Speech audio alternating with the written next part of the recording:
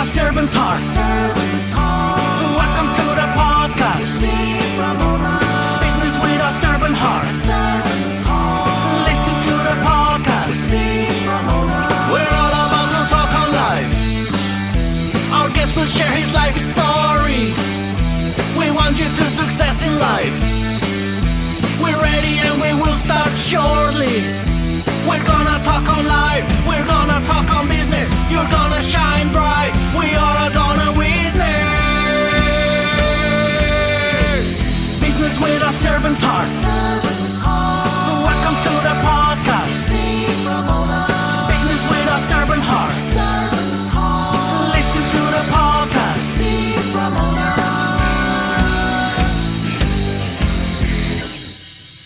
And when you're talking to a founder, you're talking to a low level or a high level CEO, and this is their business.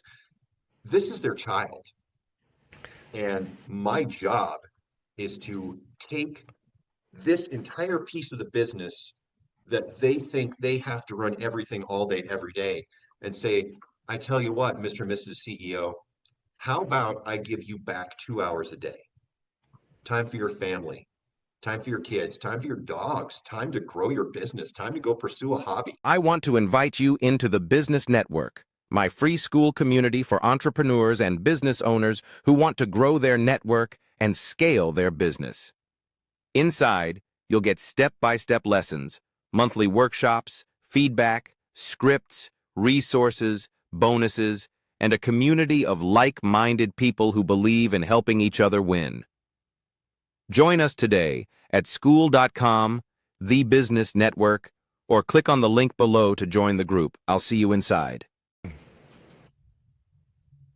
Welcome, everyone, to Doing Business with a Servant's Heart podcast. I'm your host, Steve Ramona, and podcasts are so impactful.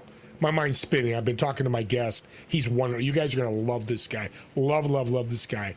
But impact comes in many different forms. So I want to make sure you listen to the end, because I got something special for you. My guest doesn't even know I'm going to do, but we're going to talk about that down the road, because I just love what he's doing. But here's our gratitude for today.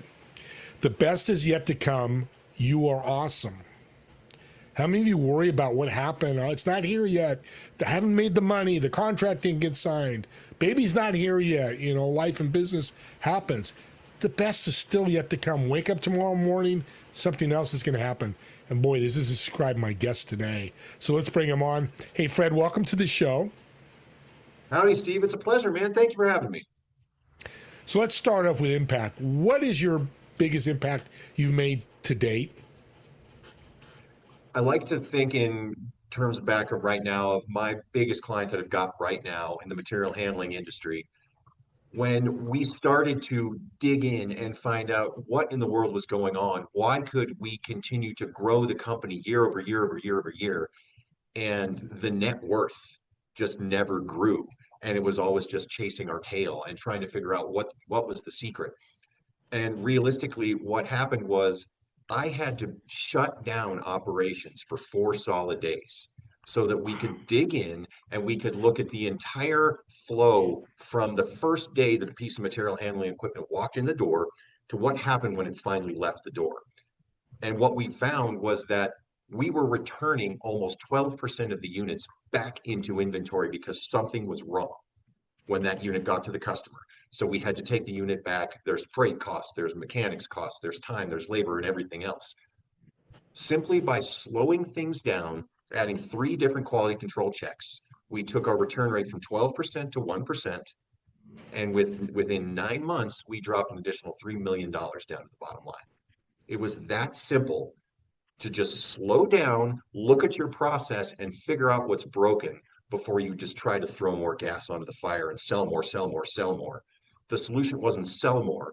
The solution was to deliver better. Yeah, better service. That bottom line is you change the impact of service. That's powerful. So obviously you work with systems. Yeah. Obvious. If you not know, it's obvious after the story he told us. How can people and companies serve better through their systems? When you want to think about systems, and you think of this in terms of what a high-level founder or somebody that's very, very focused on the money creation side of the house, they hear the word system and all they hear is, I can't do that. It's going to slow me down. I can't afford to slow down my business. But the thing that you're missing is systems don't have to be slow and clunky. Systems give you a roadmap. Anybody is better when they have a path to follow. And so just something really, really quick, something that you can take today and do in your business. 3 different things that define a system: clear roles, visible metrics, transparent communication. You can do it today. It doesn't require AI. It doesn't require expensive investments. It literally means stop for 5 minutes, think about roles, metrics, and communication. You're going to be able to start figuring out what systems are right that won't slow down your ability to do business. What a great playbook to start with if you want to revamp the systems. It's that simple, man. It really is. Yeah, it is. And then you being the third party fractional, and fractional audience means he's not a full-time employee. He comes in fractionally when needed, whatever that is set up with the contract and the deal with the company, which I love, because you're serving them right away by saving them thousands of dollars in salary, right? And it's an immediate impact. And people that haven't yet worked with a fractional think, oh, that's just a guy who's part-time. That's just a person who doesn't really want to give to the company. That's a person who doesn't want to be devoted to what they're doing. And nothing can be further from the truth. It's someone who understands how valuable time is. And it's someone who can come in, make an immediate impact, whether that is systems, whether it's people, whether it's helping to change culture. Because I can bring that sort of experience into a company that doesn't need a full-time, full salary CEO 40 to 45 hours a week, but they need the operations leadership that can actually make a difference without hamstringing the sales process.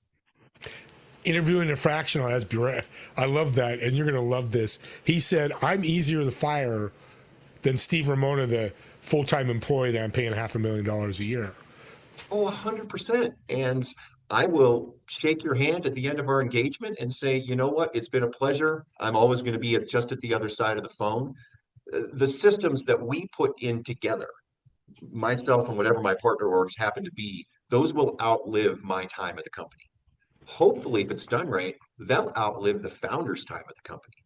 Yeah. And that's really the goal, is building something that endures. And it's more than just the person behind the system. The system becomes its own entity and works without you even having to think about it. Yeah, it's still there when you walk away, still being successful, and hopefully they're tweaking it. And the other thing about this is fractional, if you don't make the impact, it's not going to happen. The contract's not going to be renewed, or they're not going to bring you back, right? And that's a very simple way to think. Some people, I've had a founder call it a prove it contract, basically saying, here we go. We're gonna sign this up. Let's handle all the money situation, that sort of thing. Here's the contract. Let's do this for 60 days. Then we're gonna reevaluate. And you get one of those looks. But my response is, sounds great. I partially do this because I like to make the money to support my family. I do enjoy that part of it. But I'm not in it for the money, if that makes sense. Is the challenge is in learning someone's business. And when you're talking to a founder, you're talking to a low level or a high level CEO, and this is their business. This is their child. And my job is to take this entire piece of the business that they think they have to run everything all day, every day, and say, I tell you what, Mr. and Mrs. CEO, how about I give you back 2 hours a day? Time for your family, time for your kids, time for your dogs, time to grow your business, time to go pursue a hobby. Because I can own this for you. And because I have the benefit of being one step removed, I can see things with a clear eye that you just can't see no matter how hard you try. Because you care so deeply about what you're doing, you can't see the forest for the trees. the value of the impact that you just said, you went 3 million. I think you mentioned they increased. That's all good. But that 2 hours you give them, the founder, CEO, is worth a lot more than $3 million. And that system for the employees, yeah, we've scaled up and we're growing. That's more important. Happier employees. They're working harder. They love being there. I mean, that is priceless to me. So my question came to my head as you were talking, because I could tell you're the expert in this. You've done this many years. Systems, I work with a lot of entrepreneurs. Systems are just as important for that solo entrepreneur as it is for that billion-dollar company. And how is it important? The solo entrepreneur is the person that has to know payroll. They have to know sales. They have to know business development. They have to understand what operations means for their company. And by the way, they also have to do AR and make collection calls and do accounts payable, and they have to man the phones, and they're also doing customer success. And they're the ones that have to give the money back, and they have to take those angry phone calls. That world of the solopreneur is unique in the fact that you never actually get to specialize in the thing that you started the business for. And for those folks, they don't need quote unquote someone like me. They need to carve out 30 minutes to an hour at the end of their day every day to automate one thing, whatever that happens to be. As a solopreneur, if you can write a templated email for accounts receivable, and it goes out once a week. Cool. You just saved yourself hours over the next month, days over the next year. Do it again for automated follow-up and thank you emails for customer success. And this just becomes something you no longer have to rely on this, which it's going to fail you. It fails me all the time. And that's one of the reasons why operations and the quality of a good system that allows you to actually focus on the reason you started a business. That's where that comes in for a smaller solopreneur. And you entrepreneurs and solopreneurs out there listening, I know a lot of you do, your impact to your bottom line is much bigger than a $100 million, billion-dollar company. Their impact's going to be big, but for you, more time, more clients, and I use email templates. I have 50 of them. I use audience tip. It saves me an hour a week, easily. Click, click, throw a name in there. Fred, boom, done. Great tip. Audience, I hope you write that down because he just made you thousands of dollars. That's why I love this guy. It's powerful. And I'm going to go back to what you were talking about earlier, Steve, is I didn't save just thousands of dollars. We didn't save thousands of dollars. I gave you back a half hour. If you want to use it for business development, fantastic. Are you in that stage of your company's development, your company's growth, where you want to give 50, 60, 70 hours a week to it? Great. Do you want to step back for half an hour and go catch your kid's soccer game? Please go. That's beautiful. That's why he's a superstar. It's the thing that we can't make more of, Steve. I can make more money tomorrow, so can you, but we cannot make more time. So, Fred, you let the genie out of the bottle here. Talking automation. You know where I'm going to go with this. Go for it. I love AI. AI is just coming. That's where I think AI is great. Automation. You know, I got doing one thing for me and it does it every day. I wake up and it's done. What's your thoughts on that? I am aggressively embracing it for my partner orgs and also for myself. And obviously, we're in that time frame right now where nobody actually knows where this is going to go. Nobody can tell you what it looks like at this point, even 3 months from now. We don't even know what it's going to look like. My experience has been with the companies I've been working with, the most successful companies that are using AI are not looking for ways to replace humans. They're looking for ways to take things off of people's plates so that those operators and those people have an opportunity to do more within the current business.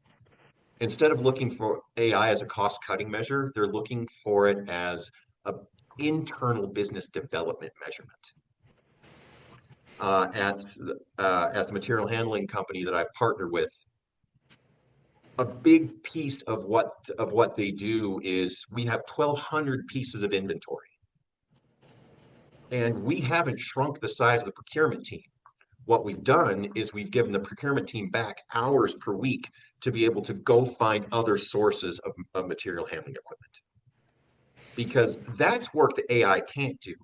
AI can go on and it can read the entirety of an auction that you just won. We've written the scripts to dump it directly into our IMS, our inventory management system, push it out to the web. It's right there up on the server. It's already for sale before it even rolls in the door. So now my procurement team can go look for bigger, better deals to give the opportunity for the company to expand. Yeah, so I'm a huge fan, and I'm very, very bullish about it. Yeah, and I like that. You're giving back time again. We're going back to time, the 30 minutes. You take the audience and look for a skill that you're doing and jump on AI. And we're not going to teach you here today, but there's a lot of stuff out there that you can find. It's powerful. I know everybody's like shaking their head up and down like, yeah, I want more time. Because I think nowadays people have less time. So let's take one real quick AI tip because we have the opportunity to do it. Whatever your AI of choice, if it's Claude, if it's Chat, if it's Gemini, ask Claude how to best query it. Hey, Claude, I want to do X, Y, and Z. What's the best way for me to give you this instruction to get the best quality answer? It will literally tell you how to make your query. Give it a try. It'll save you some time.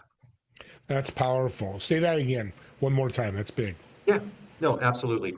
If you're starting up a brand new project and say, hey, Claude, I want to do X, Y, and Z. Please tell me how to properly query you to get the best answer. And it will actually tell you what your query should say. So, for example, it would be like social media posts. Yep. Let's say that I needed to make a post to all four major platforms. Hey, Claude, I need to make a post regarding, I would say something along the lines of a new SOP that I'm designing for the customer success team. And it needs to address these 5 things. And I want to be able to have the quickest way to post it to Facebook, X, Insta, and TikTok. Please give me all the things that I need to do to make these posts quickly and make them impactful. And please tell me the best way to query you to make that happen. When you add in that last line, it thinks differently about what the output is going to be. And it doesn't just try to interpret what you said. It's going to translate it and make it so that Claude works more efficiently. So give it a try. It'll only take you 5 minutes to try it and see if you like the output. So, audience, here's my special gift. And this, you got to listen to me. If you reach out and try this, I want you to reach out. We'll get Fred's contact information. Reach out to him and tell him what happened. Give him the update, testimonial, about that. If you do, Fred will have you reach out to me. I'm going to send you a free gift. So the first 10 people that ask for that, let's use it, play with it. That's the cool thing about AI. You can't make a mistake, you can't break it. Throw anything you can in there. So try that, because I'm going to try it as well. And I'm going to get back to Fred as well. So join me. But I want to reward you and impact you by rewarding you with something back to you. And I won't tell you what that is because it's going to be a surprise. Here comes Steve with the law of increase again. Yeah, exactly. Impact. It's what we should be doing more of. And you're doing that. I used to watch a gentleman, I still do, Marcus Lemonis. He talked about the 3 Ps. He'd walk into a business and see if he could fix the business. And it was a documentary, and he'd live go in there and go through the whole journey of trying to fix it. Didn't fix it all the time. But 3 things he talked about: product, people, and process. I'm a big people guy. Take care of you. That's doing business. Or take care of your people. But if I don't have the process / system, yep. And product to me is even third, product or service. Because you're good people and a good process system, things are going to go pretty well for you. Is that true? You're hitting one of the most important things. Is you started with the people portion of it, and I like that because that's where everything is going to come back to. People want to do good work. People want to have a meaningful impact, and they want to know that what they're doing matters. But if they don't know what to do, how to do it, why they're doing it, when to do it, they're all just floundering. And that's when you have a lack of communication. That's when you have two people working on the same project and they didn't know it and they do it in a different way. And then they feel like they wasted their time. But if there's a process in place and if there's an SOP that's already been established and everybody knows not just the goal 3 years from now that the CEOs put on the vision board, but if they actually know what the next 15 steps that we're going to take to get there, there's meaning behind knowing what to do and the satisfaction in knowing that you were able to do it well. And I really do believe that most people want that. They fall off when they aren't given the opportunity to follow those ideals. Not because they're inherently lazy or whatever it is that we derogatory terms we've got about people who aren't following our vision. Maybe it's on us to give a clearer path, a clearer process, a better way to do work. Well, and let the audience know, and a lot of people don't know what SOP is. What's that stand for? Standard operating procedure, a basic document. And again, you don't even have to write it yourself anymore. Amen. Yeah. And audience, I'll give you an example, Fred. I think you're going to love this. We're in the World Cup time, and we just had the USA lose that game. That goalie gaff that he did was exactly what you thought. It's, I think, sports and business bridge, because their system sucked. When he made that mistake, the system failed, and they lost the World Cup game. You know, there's other reasons, but that's glaring to me that everybody saw, oh my God, what's the goalie doing? He didn't follow the system. For whatever reason, we don't need to dive into that. Right. As we're coming to the end here, Fred, you have such a servant's heart. What is your legacy going to look like when you leave this world? From a professional standpoint, I want to be able to say that I left every organization better than I found it.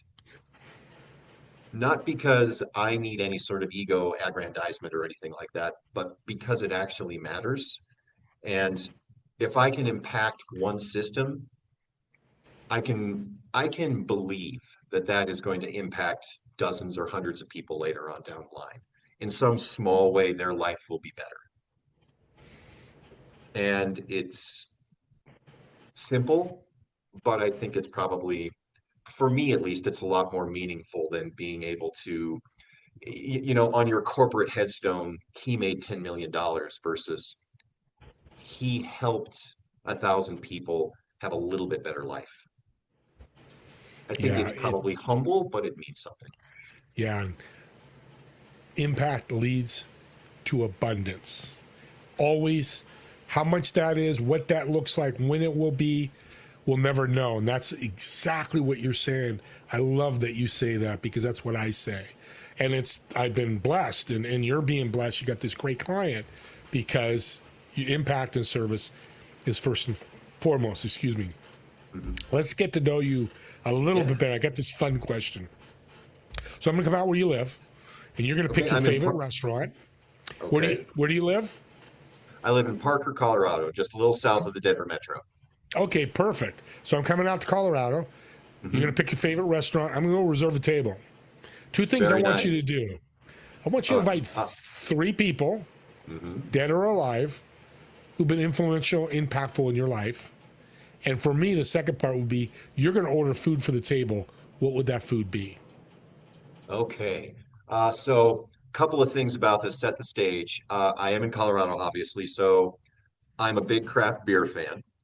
So we're going to take a trip to West Main Tap and Grill. It's just a little bit, just maybe 7 minutes away from my house. They've got 54 Colorado craft beers on tap. So who am I going to invite?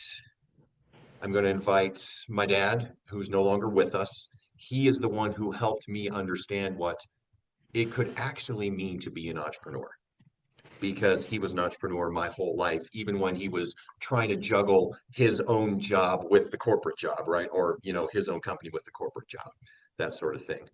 I'm going to be a little cheesy, and I'm going to say I'm going to bring my wife, because she is my rock. She is the person who brought out the fact that I do actually have the ability to be emotionally intelligent. I just had to learn what it meant.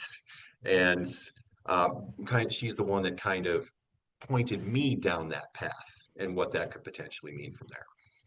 A third person that I would bring, if I could bring anyone, because he's been all over my LinkedIn lately, I'm going to bring Mark Cuban, because I think what a unique sort of approach to the world and investment and business. And again, systems and processes and procedures, right? Yeah. Who better to speak to that on a billion-dollar level than someone who's lived it with such a successful organization? And Well, Mark, you mentioned food. You know what we're actually going to do is we're actually going to go for brunch because they have just a truly outstanding brunch. I can't get enough of the chilaquiles. ooh, my wife loved those, so I'll have to There you bring my go. wife. So we'll get more, just get more Perfect. We chairs. got it. Restaurant, just bring us more chairs. I love Mark Cuban too. I'm a big fan ever since watching Shark Tank. I agree with everything you said. Fred, you have blessed our audience. You really fit the servant's heart mentality, mindset. I know people listening want to reach out. How can they connect with you? I'm pretty easy to find. If you do go to look for me on LinkedIn, if you go to LinkedIn and search Fred Garlington, I'm one of three. I'm the only one with an active account on LinkedIn right now, so you can reach out to me there. You can send me a quick email to my company email, 0ptcreations@gmail.com. People can also go to my website, and that's zeropointcreations.com. And I also have something for your folks. I've got a survey up on my website. It's zeropointcreations.com/survey. And this is literally Fred's 15-point fractional ops leadership checklist. Why do I say that? Because it's going to tell you, it's got 15 questions and a score from 0 to 1 to 2 for each question. And it'll tell you specifically if you're the lowest quadrant based on your score, you're not ready for fractional leadership. If you're on the second quadrant, give me a call. I'll help point you in the right direction, no cost to you. Third level is it's time to get in touch with Fred because I can make an impact on your business in the next 30 to 60 days. Beautiful. I love it. Again, doing free advice, free information. Servant Heart should be doing that. Fred, Give your best stuff away, right, Steve? Amen. No, you're a brother of another mother. Thanks again, Fred, for taking the time and blessing the my audience. pleasure. And audience, share this out, swap it, share with people who are struggling, people that you resonate with. It's such an impact you can make, like Fred's making. How would you like to do that? Because trust me, Fred's going to agree. When you make an impact with somebody, it's the best feeling in the world. I call it Christmas every morning that we get to live. So subscribe to the YouTube channel if that helps as well. But me and Fred want to thank all of you for watching or listening to this podcast. And we'll see you all in the next episode of Doing Business with a Servant's Heart. Have a wonderful day, everybody. Take care.